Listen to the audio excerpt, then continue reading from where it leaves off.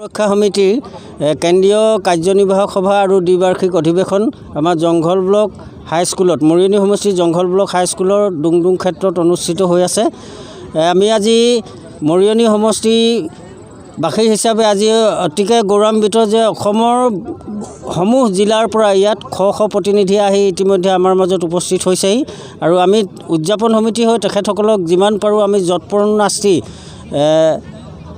অভ্যৰ্থনা কৰিবলৈ চেষ্টা কৰিছোঁ আৰু এইখিনিতে আমি আমাৰ মৰিয়নিৰ যিমানবিলাক অসমৰ দল সংগঠন আছে মৰিয়নি আঞ্চলিক সমিতি যোৰহাট জিলা সমিতি সকলোকে আমি ধন্যবাদ জ্ঞাপন কৰিছোঁ। এইকাৰণে আমি যে উদযাপন কৰিছোঁ উদযাপন কৰাৰ কাৰণে তেখেতসকলে আমাক যথেষ্টখিনি সহায় সহযোগ কৰিছে আৰু এইখিনিতে কিংখুক মৰিয়নি কিংখুক ক্ৰীড়া সাংস্কৃতিক বিকাশ চৰা চুতীয়া ছাত্ৰ সন্থা আৰু মৰিয়নি প্ৰেছ ক্লাবে আমাক যথেষ্টখিনি সহায় কৰিছে। আমি তেখেতসকলকো ধন্যবাদ জ্ঞাপন কৰিছোঁ।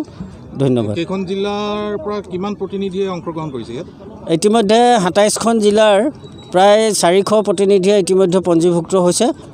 ইতিমধ্যে তেখেতসকলৰ বিভিন্ন সময়সূচীমতে কাৰ্যসূচীবোৰ আৰম্ভ কৰি আছে আৰু আটাইতকৈ গুৰুত্বপূৰ্ণ কথা মই বিহু সুৰক্ষা সমিতিৰ এগৰাকী সদস্য হিচাপে গৌৰৱবোধ কৰিছোঁ যে ইয়াত ১ মিনিটো সময় ইফাল সিফাল কৰা নাই, নিৰ্দিষ্ট সময়তে কামবোৰ আৰম্ভ হৈ গৈছে। কেইদিনীয়া কাৰ্যসূচী? দুদিনীয়া কাৰ্যসূচী ২৫ আৰু ২৬ তাৰিখত কাইলৈ মুকলি সভা আছে।